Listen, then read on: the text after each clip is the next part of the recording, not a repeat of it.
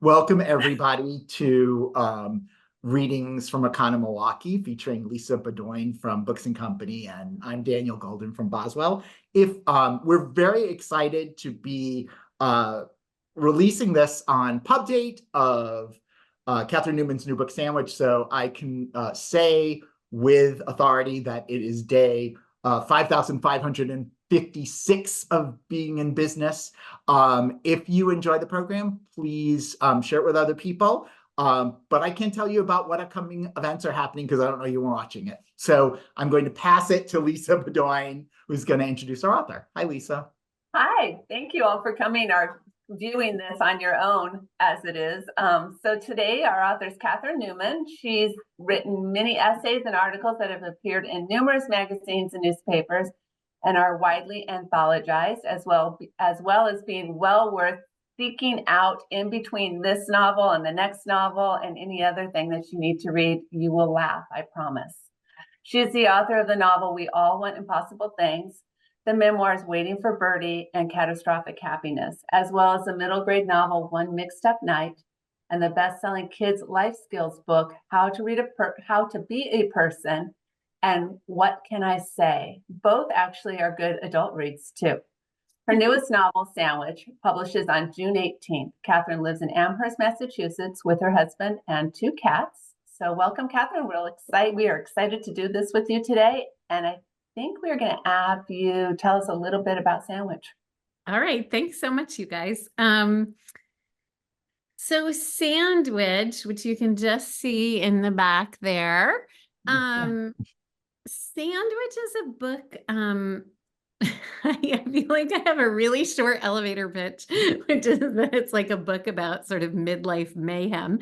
And then I have a longer thing that where it's a book that takes place on a week of a family vacation in Cape Cod. It's a Saturday to Saturday rental, and the whole book takes place in that week. There's a narrator who's in her mid-50s. Hi. And she's there with her kids who are in their early 20s and her parents who are in their 80s and her husband of many decades. So on the one hand, it's kind of a beach vacation. It's a week on the Cape. And then because they're in the same house that they've been going to since the kids were babies, it's a place that is loaded with memories from her, for her, of young motherhood, of different stages of her life, including some secrets that come both from her and from her parents ultimately. How's that? Also, reproductive mayhem and menopause. Those are the other sub themes. Menopause is like a character in the book, basically. But yes, I was drawing little pictures of menopause in my margins. Do you want to read a little bit of the book for us? Yeah, I'd love to. Yeah, I'll read a little from the prologue. Actually, that's not true. I'm going to read the whole prologue, but it's not that long. Picture this, a shore-lined peninsula jetting into the Atlantic Ocean. Zoom in a little closer. It's a Cape Cod beach town. It's midsummer. The narrow highway is thick with lobster dinners and mini golf windmills and inflatable bagel pool floats. But turn off the main drag in either direction and find yourself quickly at the sea. Sandy cliffs and windswept grasses, tumbling pink roses and vast blue skies, and a tide line hemmed with stones and mussels and bright green ruffles of seaweed. Beneath the waves, shivers of great white sharks, stuffed to the gills, or so one imagines, with surfers. In the passenger seat of one slightly rusting silver Subaru station wagon, a woman in her 50s. She is halfway in age between her young adult children and her elderly parents. She is long married to a beautiful man who understands between 20 and 65% of everything she says. They've been coming here for so many years that there's a watercolor wash over all of it now. Everything hard has been smeared out into pleasant pastel memories of taffy, clam strips, and beach combing. sunglasses and sunscreen, and sandy feet pressed against her thighs and stomach. Little children running across the sand with their little pails. Her own parents laughing in their beach chairs, shrinking inside their clothes as the years pass. Grief bright in the periphery, like a light flashing just out of view. The woman and her husband have fetched the grown children from the train station. They're headed to the small house they rent for this 1 week every year. She's so happy to have the kids with her that she doesn't know what to do with herself besides crane around to look at them and smile. I always start every vacation with like a crick in my neck from turning around in the car to smile at the kids. Okay. It's the one moment of the trip when she won't complain about the traffic. And we are put on earth a little space that we may learn to bear the beams of love, she says, unprompted. Is that a poem, her 20-year-old daughter asks? It is. Who, the daughter asks? William Blake. What's it called? The woman grimaces. I think it might be called The Little Black Boy. Ugh, Mom. I know. I think it's okay. I seriously doubt it's okay. I think he was an abolitionist. One of the abolitionists who enslaved people. That's a good question, the mother says. Is it beams like wood, the daughter asks, or beams like light in your eyes? I don't know. She has always pictured it both ways, squinting against the unbearable lightness of loving while simultaneously crouched under the heavy cross of it. It's so crushingly beautiful being human, the mother sighs, and the daughter rolls her eyes and says, but also terrible and ridiculous, and maybe it's all three. Mm. Wonderful claps, snaps if I was young. One of the things you have been writing for so long, you've written all kinds of different books. And then one of the things when Lisa and I, we was like, read this, she would email me or tell me. And one of the things I noticed is that you had this book like pretty much set while you were talking about the other book, which meant you're like, it's called Sandwich. It's a week. It was like birth sort of almost fully formed. But so you had such a long gesticulation period for the book number 1. Did you not really know you were going to write this amazing adult fiction for all those years? And then you're like, okay, and I've got 7 more coming, or did you have, by the way, do you know what I mean? Like, yeah, it's an interesting journey.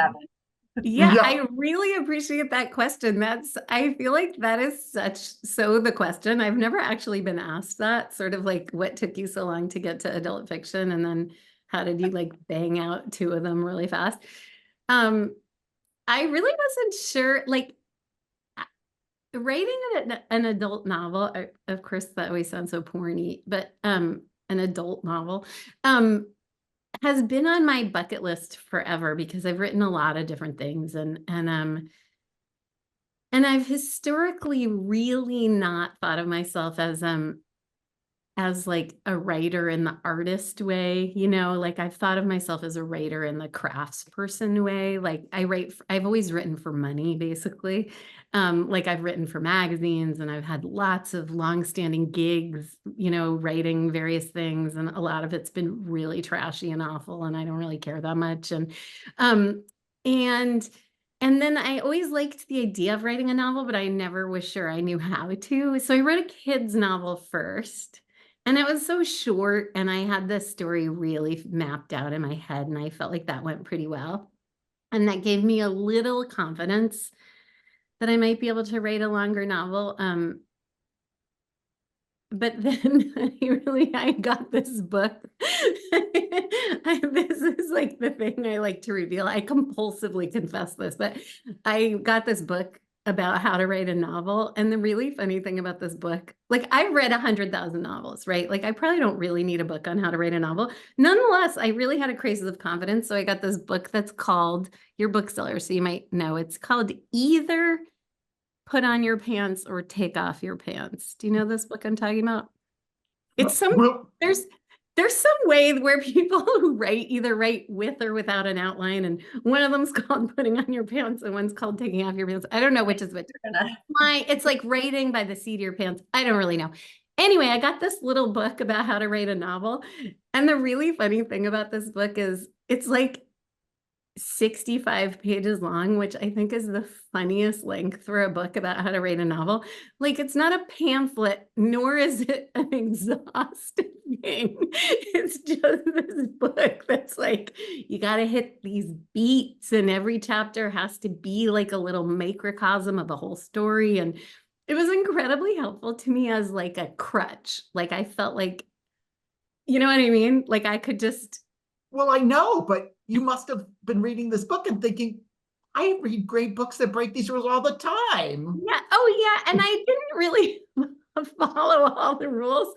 Like, you're supposed to have an anti-hero, which is not really my jam. But anyways, it just was like, it gave me a little feeling that I could map out a story. And I had a story, you know, that first novel, I definitely had a story that I wanted to tell. And that I just had like a little confidence about how to map it out from reading this tiny book about it. And that doesn't really answer your question. And then I just had a lot of really good, I had the idea for the second novel pretty early, and I wasn't sure I was going to write it, to be honest. I thought maybe I would just write the one novel, but then I wrote it. And it did okay, and your publisher's like, how about another? Yeah, basically like that. Yeah, which is really great, you know, because they could so easily have been like, oh, thank you so much. We couldn't possibly, we are stuffed to the gills with your This novel has been a lifetime of work. Yeah. Just be happy about it. Yeah. No room for dessert. Yeah, couldn't eat another bite of your fiction for adults. Thank you so much.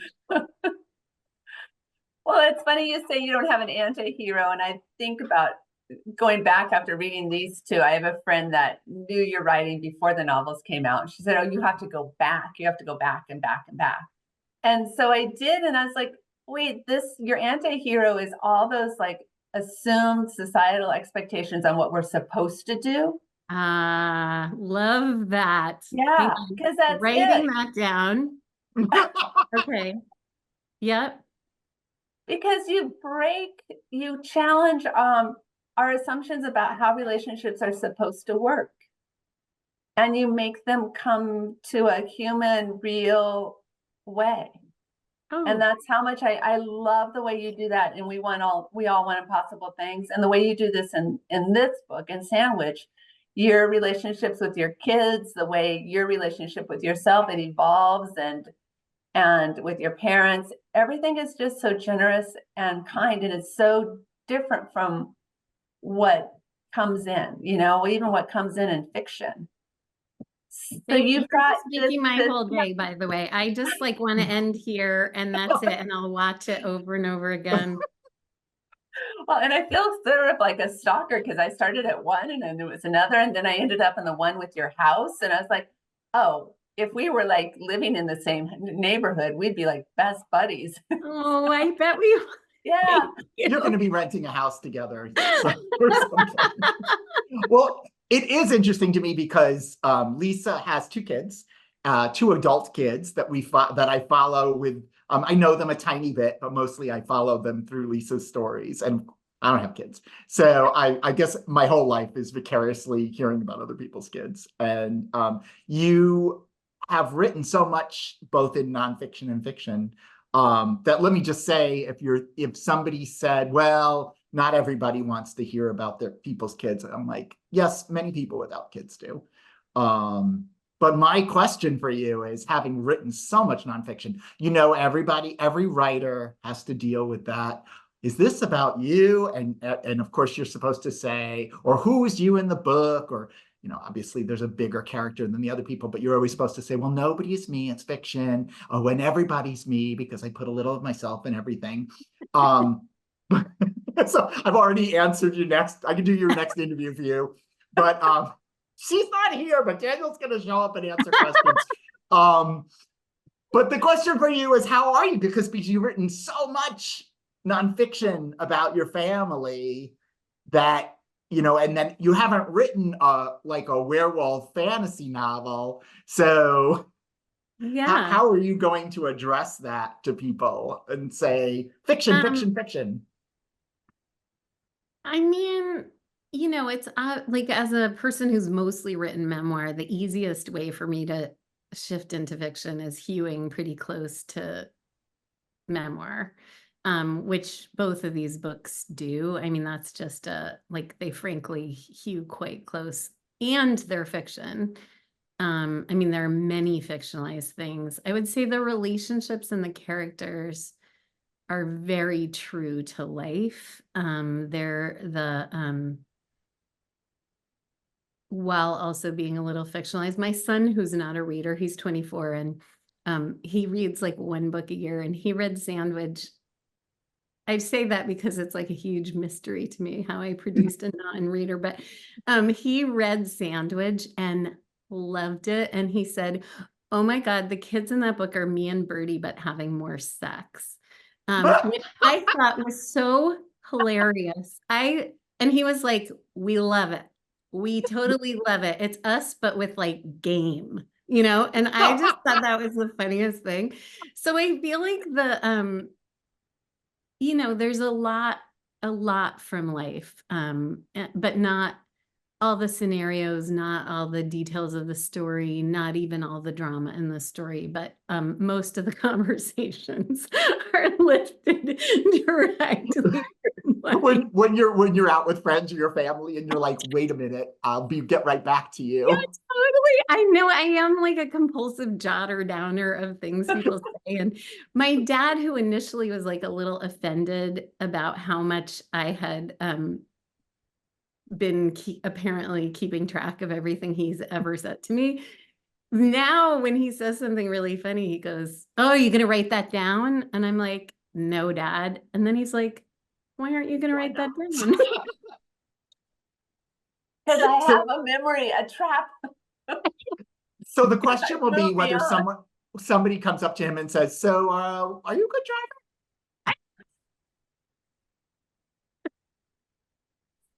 I know, they're coming to my event in Brooklyn, and you can only imagine how nervous I am about that. I mean, they're the absolute best. Like, I adore them, and I'm a little nervous.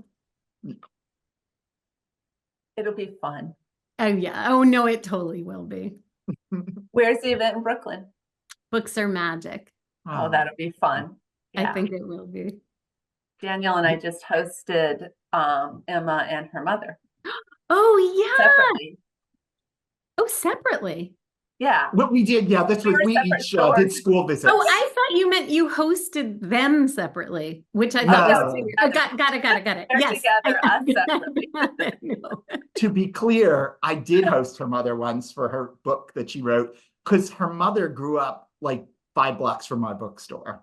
So so we had her like, we did mostly they did school visits for their new book, but she did one public event because she had her friend from childhood came. Oh, So, how lovely. So you'll have a wonderful time. Yeah, you will. It'll be perfect. So we got off track, didn't we? Yes. All right, I'm going to ask you about, let's see, food. One of the things that I was looking through the stuff. You don't have a ton of food writing, but you definitely. Oh no, I have a ton of food writing. Oh, good. Because it's like, you're an amazing writer about food. Everything. Thank you. I wanted to eat everything afterwards. It reminded me a little of Lisa. This was the book where you said a little Laurie Colwin, right? And I said Laurie Colwin. Very Laurie Colwin. And I was like, especially the food. Did you read? Did you like? Are you very directive about when you're going to put, like, because especially now that you've written so much about it, are you very directive about how you include food in a story and what everybody's going to eat, and being proud of your book being called Sandwich on a multiple? My book club loves when books titles have multiple meanings. Oh, good. So, I'm glad. Yeah, they were very excited about that. Oh, okay, good. I definitely, food is, my is the idiom of care for me personally. I mean, I do cook a lot, and show love that way. And I do, like, and it shows up a lot in the first novel too. And I do cook dinner in a hospice one night a week. And so I'm very like a food oriented caretaker. And definitely the vacations and the sandwich making is really the way I am. Like, I really am always making sandwiches. And I think I feel like what I was hoping, I feel like there's something about, it's like you can't just tell everyone all day long how much you love them, but you can always make them food. That's how I feel. And so I feel like for Rocky in the book, that is her absolute communication style. She just is feeding everybody. And eating is a form of giving life. I mean, feeding is, Yeah. yeah. Totally. Yeah. Mhm. Yeah. Do you have a favorite? Well, I know about your garbanzo beans. Okay, that's on my Substack newsletter, which I have to plug. It's called Crone Sandwich. There are many chickpea recipes. I know that's exciting to everybody. It is a meal for one can of beans. And are you going to move on from chickpeas to cannellinis soon? It's a really good question. I am a very bean-oriented person. Maybe we're gonna have to. Do you have a cannellini recipes to share, Lisa? No, I don't. Not right now. That'll be in the. Followed up on that in case that was headed somewhere. That's really no. I was just nothing to add. But you've hit every of my questions, Daniel. I'm sort of like as pause here. Oh, I know. All right. Well, let me do true, though. It's not true. I'm sorry. I shouldn't have done that. But I want to talk about the condensed format of the book. I mean, I'm a big, obviously, one day, David Nichols. I'm a big fan of the condensed run and patch it. I think takes place in a very short period of time. Did you always know that it was going to be 1 week? Did you think it might be a summer? Did you think you do very successfully cram in a lot of action and revelation and secrets in 1 week? So you don't have to worry that you didn't do the exact right amount of time because it's perfect. Thank you. But how did you have to deal with that? It sounds like you knew right away what you were doing. No, I thought I might write it in that 1 day style. I thought I might pick a day in the summer, like July 11th, and do it over decades where it's every day, every July 11th or whatever. And it immediately became clear that was not going to be the way that I could tell the story I wanted to tell. I also wasn't convinced that I had the chops to pull it off. Like, I didn't really know how to write that book. And I thought a week, what I really like is a very controlled framework that lets me sort of go back and forth in time without confusing everybody. I like not a lot of characters, and I like a really clear linear time frame. Like We All Want Impossible Things takes place over 1 month in a similar sort of way where there's a lot of thinking about the past, and the relationships are developed, but there aren't just like a bazillion people in the book. So I think for me, it just gives me that, I don't know, that little bit of,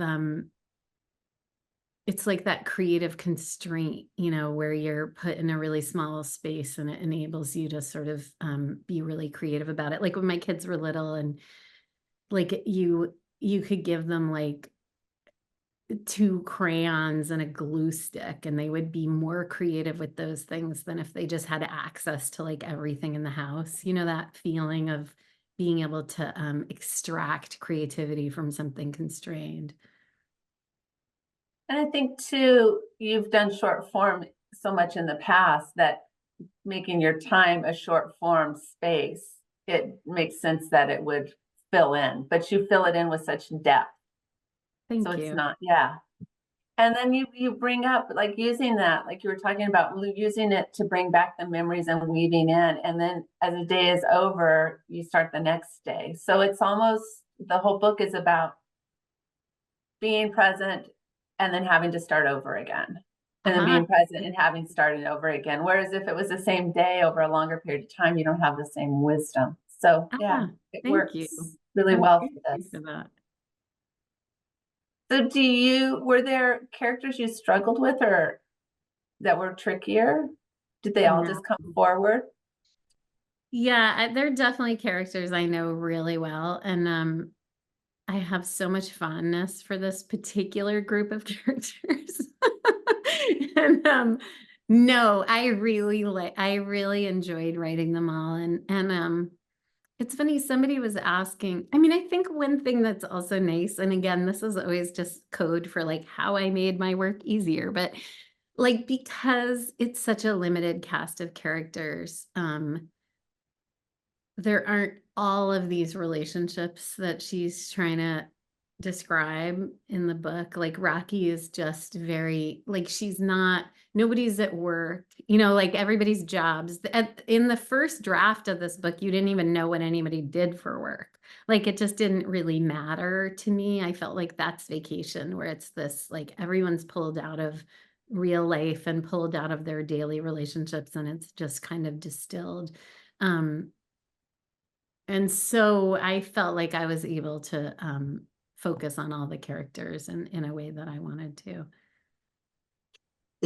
It's funny because I think about the first book where you're like, I can imagine you saying, okay, all these people working at the hospice, this is too much for me. I have to, like, in the second book, I'm gonna not have any neighbors or. Yeah. Well, I mean, it is really, I know, like having a big ensemble cast in a novel is really a challenge. And in that book, like one of the foundational fictions of that book, I mean, that book briefly is this woman whose best friend is dying, and she brings her up to die, not in Brooklyn where she lives, but in her own town. So that's fictional, like that conceit of that book, that the friend comes to die in this small town in Massachusetts. And one of the reasons I did it that way, besides total centering of myself in my best friend's death story, which I managed to do in an embarrassing way, but also because if we were in Brooklyn, there were going to be too many people to manage. Like I actually extracted her from her actual life so that I could distill this cast of characters way down. So all of these things are just about how to write a book when you don't have the skill to manage like major time frames or like world building. I mean, the things people are able to do in fiction, like Tolkien or something, like build up a whole world and make up characters and races of beings. Like I can't imagine that, honestly. So we're saying I just want to say there's no epic fantasy in your future. Never say never. Oh. We'll see. It'll be like a 55-year-old mom, but it'll be like some crazy science fiction thing. Okay, back to you, Lisa. Sorry. Well, I was just going to say some stories don't need a whole world to be built around them. We just need that essence. Yeah, thank you. Yeah. Well, I guess can we talk about We All Want Impossible Things too? Bring people back in case they miss it. Sure, please. You really, it's that similar thing. It's that just how to show up in awkward situations. And I think about that part of it in We All Want Impossible Things, but also in Sandwich too. There's moments where Rocky's been told something that she can't tell anybody else. And you have to move through in sort of this way of, what do I keep as a secret? And when do I tell somebody knowing that they'll probably be mad that I knew first? Do you think your writing for the Modern Manners really helps sort of navigate that space? Because it's just, you see at both of those times, of having to contemplate other people's issues and coming to it with a generous response. Thank you. Okay, so I wrote this etiquette column for Real Simple for 10 years. That's And a long time, by the way. isn't it? I know. And the way I wrote that column, I wrote it the same way every month for 10 years, which is that my entire family sat in a room and I read the 5 questions and I wrote down every single thing everyone in my family said about them. So my 2 kids, starting when they were like 9 and 12. And kids are so like they have such a strong moral compass in some ways. They're so uncluttered by Reality. by conventions Yeah. almost. They just always had these really clear, ringing kind of understandings of the situations people were in. They had so much empathy. And anyway, it was an incredible way to do the column, like just to get all these different perspectives and then kind of distill them. And I'm not kidding when I say that I did it always like that. Like when the kids were in college, I made them Zoom in once a month so that I could keep doing the column that way. But I do think there was something formative about writing that column for me that over and over again, people are saying like, it's really hard to deal with the fact that other people are different from me. That is the basis of any etiquette question, is people are different from me and I don't know what to do about it, or it's really annoying. It's sort of, it's both, it's one or the other. It's like you can't deal with your neighbor's wind chimes, or like you can't deal with your mother-in-law or whatever. Those are the annoying questions. But a lot of them are like, how do I balance what I want with what other people want? That's like the fundamental etiquette question. And so I guess it's funny that you bring it up. No one's ever brought up that column actually relative to the novels.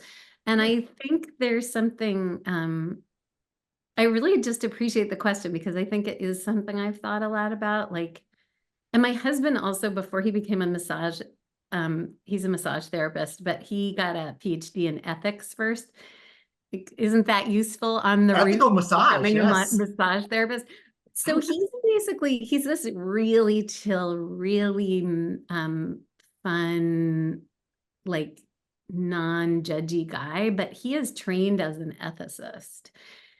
And it's like you almost forget it because he doesn't do a lot of like pontificating, but there is in the house this like sort of fundamental orientation towards like ethical conversations about ethics, which is also just another interesting thing. So I don't know how it all fits together, but I appreciate you thinking about it that way because I think there is something about that like benefit of the doubt vibe. Mm-hmm. Yeah.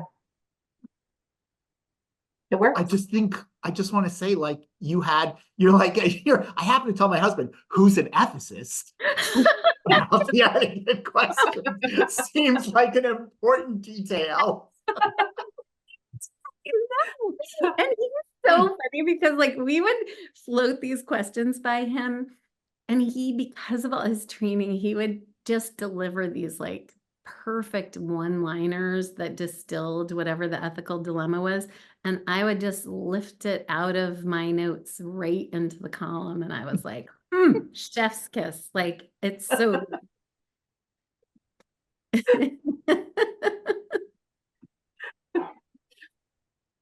And Daniel, you've talked about the husband in both books.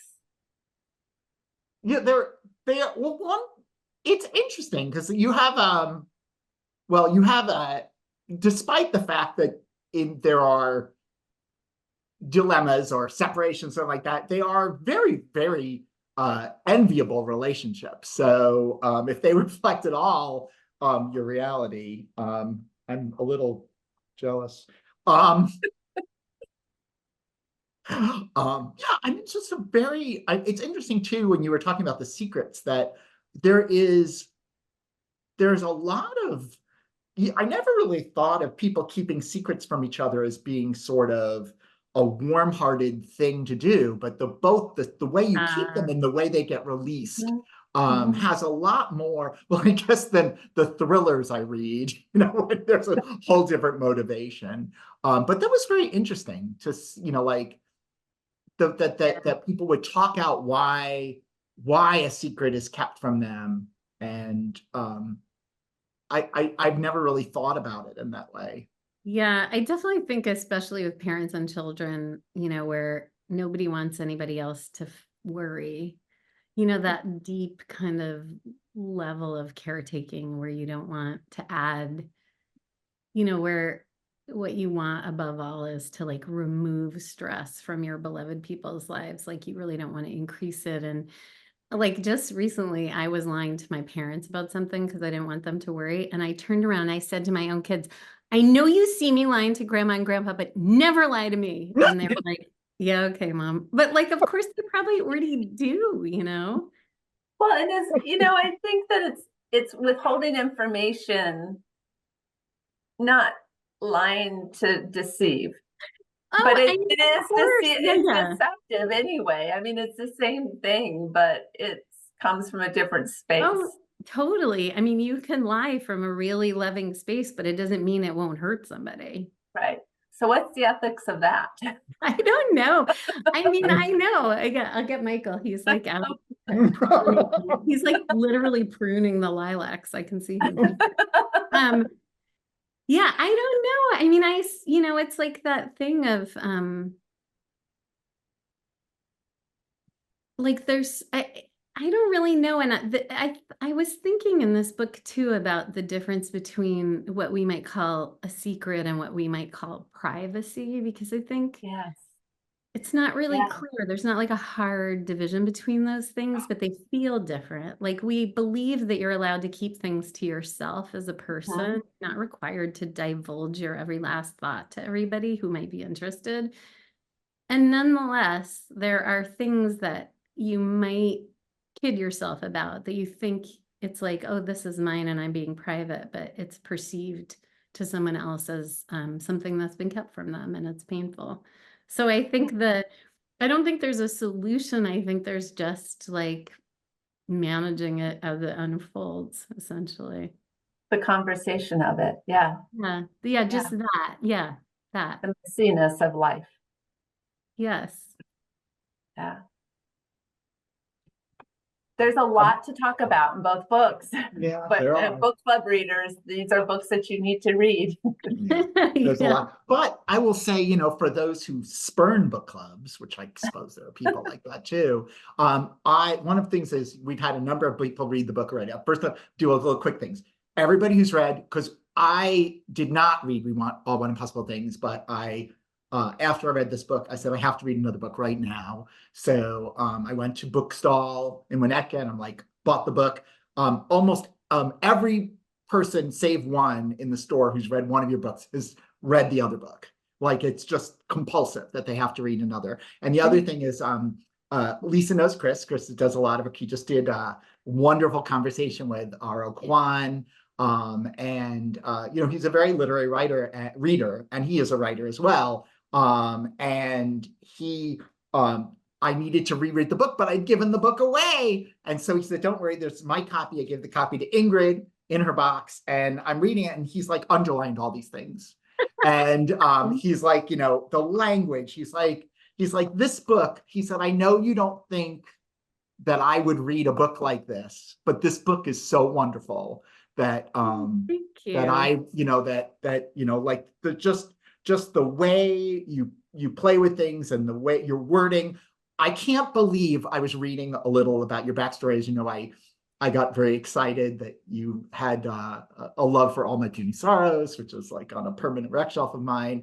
And I love Funny Sad. And so I was reading all your other books. I'm like, wait a minute, I read all these books.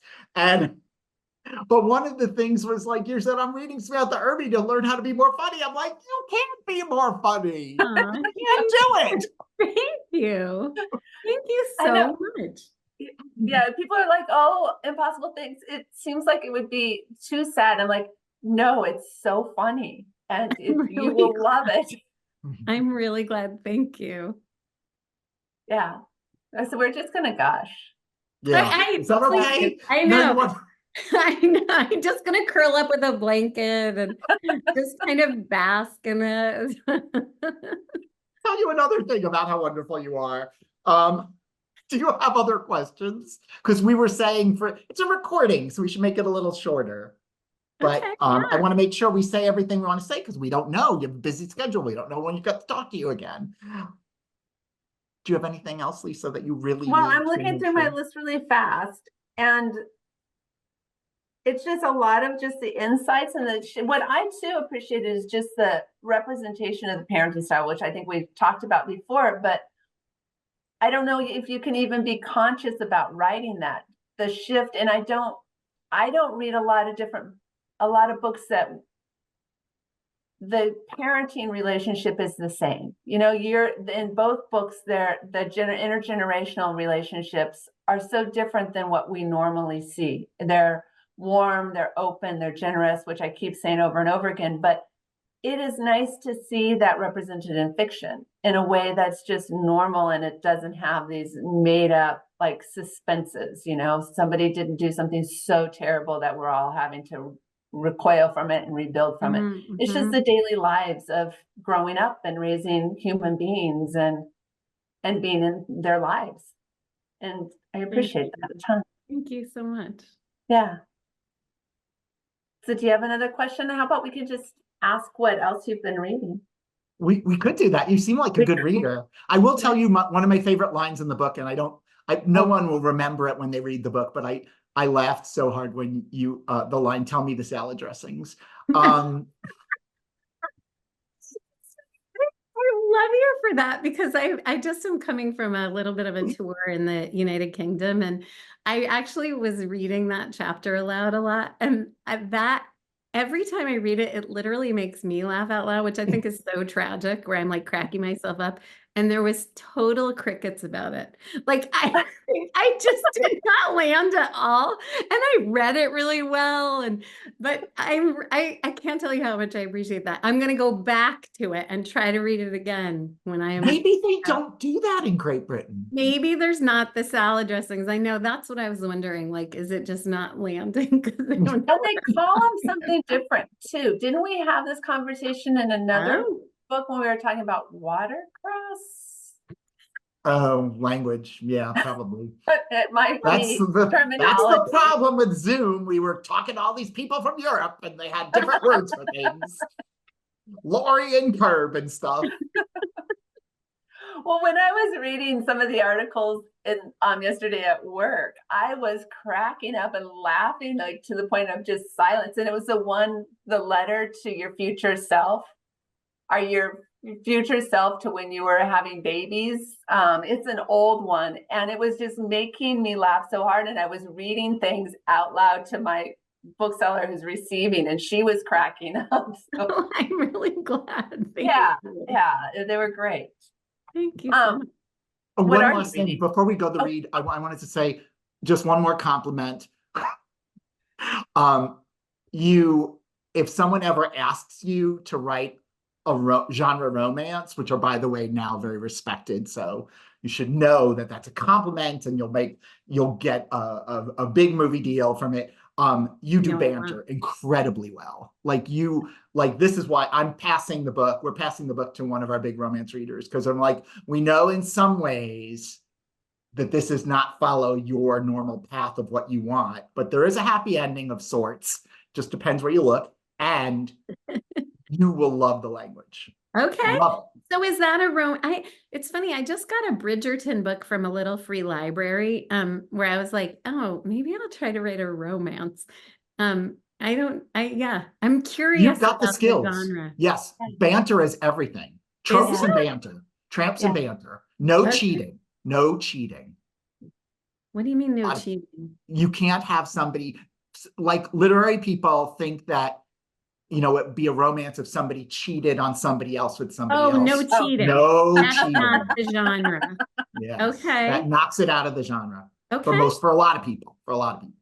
She writes That wasn't down the cheating no I was thinking cheating. about. I You should literally read- wrote that in my notes just now. No cheating. You should read the 65-page, not quite a pamphlet, How to Write a Romance. Believe me, I'm going to. I know I'm going to see what there is out there. It's like writing a romance for dummies. I'm all over it. But you can just keep telling these stories too. Okay, thank you. Yeah. That's right. We'll take a non-romance. Lisa wanted to ask you what you're reading, and I cut her off, and I apologize. Oh, that's okay. Have you guys read the Roxana Robinson book, Leaving? Mm-mm. Have you seen it? Are you I selling? think about reading every Roxana Robinson book for the last 30 years, and I It never is do. so good. It's so, I read it in that way where I slowed way down because I suddenly realized I was devouring it and I just wanted it to last forever. And then I wrote her a love letter, like a really like excessive sort of Instagram message, and she was so gracious, and she didn't write back like I've taken out a restraining order. She was just like, oh my God, you're so sweet to write. It's so good. It's like it's a woman in her 60s rekindling a romance with like the love of her life from her 20s, and it is really sexy and really beautiful, and I loved it. That's my recommendation. Okay. I know where I have a copy, so Lisa. Okay. I'll have to go find a copy. I want to ask, have you read Writers and Lovers by Oh Lily my King? It's an old one. God. Writers That's what and I Lovers thought devastated me that I hadn't written it. That was one of those books where you're like, oh, forget it. Why am I even bothering? There are novels where you're just like, okay, that's it. Like, that's the perfect novel, and I will never recover from it. I read it. I had it from our library for so long. Like, I did the thing where I wait until they're like, we're about to charge you for it. And then I would return it, and then I would get it again. And then everyone in my family read it. I read it during lockdown, actually. And then I kept taking it out of the library. And then my librarians all know me because that's the kind of person I'm like always there. And they were like, you pretty much should return that book. Like, no one can ever read it because you always have it. And then I bought a copy of it. Oh, which I don't know how to explain how unusual that is for me. Like, it's so good. Anyways, yes, I read it. The short answer, yes. And then Early Morning Riser by Catherine Chaney. Have you read that? Okay, so see, these are all things like I would recommend. If you like this book, you're gonna love this book. Yeah. Oh my God, she is just amazing. And the other person there's Samantha Irby, who I'm like always reading and rereading because she's so funny. And then have you guys read any of the Ruthie Thorpe books? Like there's I haven't read the new one, but I read the Knockout Queen. Knockout Queen, I picked up because there's a kind of complicated time frame in it, and I just wanted to remember how it worked. And I ended up reading it again, beginning to end, like perched on the side of my couch where I had picked it up just to look at something. And I like read the entire book again. It's so good. I have not, and I've got the new one I want to read. The new one's great too. Everyone in my house read it and loved it. It's so good. Even your son? Oh God, no, he doesn't live here anymore though. No, he's never included in that. No, never. He might have read like a investment pamphlet or something while we were all reading the Ruthie Thorpe novel. A Taco Bell. I just think of all the books that we've done that are just along the same line, like Search was fantastic. You haven't read Search? Oh, go ahead, Daniel, because I know you love Search. Oh no, I don't. It's a woman named Michelle Hunovan. Yeah. This is the book. I'm one of my favorite writers. Actually, this is my favorite book the year it was published. Excuse me. It is a very simple story of a food writer who is asked to join the search committee for her UU congregation. And she thinks, oh, everybody's going to be on the same page. And it turns out that is not the case. That sounds so good. It is. Okay. It's a memoir with recipes, but it's actually a novel. Right. Okay. I really want to read that. Oh, you should. It's great. Have you guys read, I haven't, but have you read the new Miranda July? I'm really interested to No. read it. No, Everyone's recommending it to me. Maya read it or was reading it and said, yeah, she said she sees a lot of parallels with your book, actually. Oh, So interesting. now we're all going to read it. No, I've only Uh-huh. read the first, I read the first collection of stories. Yeah, I think So, that's the same for me. yeah. We've all got a lot of work to do, a lot Okay, of I know. reading homework. Okay. But I hope everyone who's watching knows that the first thing they need to do is read Sandwich, which is, by the way, this is an arc. It's so early. We don't even have finished copies in the I store. think I have a finished copy. I just saw they think they came in yesterday. Well, look at you. Mine I are don't know why I mine didn't are grab coming one and bring it today. home. All right. Well, Did that's yours come very today? exciting. They haven't come yet, but I just got a FedEx notice. I think they are like en route. Yeah. Hooray. It's Yeah. got like a really gritty matte cover. It's so good. So Oh, excited. nice. Yeah. All right. Well- Well, where will you be on release day? Here at home in Amherst, Mass. And I have an event at Odyssey Books, which is sort of like my I love that store. Yeah, it's great. So I'm super excited. It will be fun. Thank you. We'd Oh my be God, there you if we guys are the could. best. This Keep was sending so back. fun. I knew it would be really fun because of the way Maya was about it, but I can't tell you how much I appreciate it. Thank you. Oh, it was an honor and a pleasure was.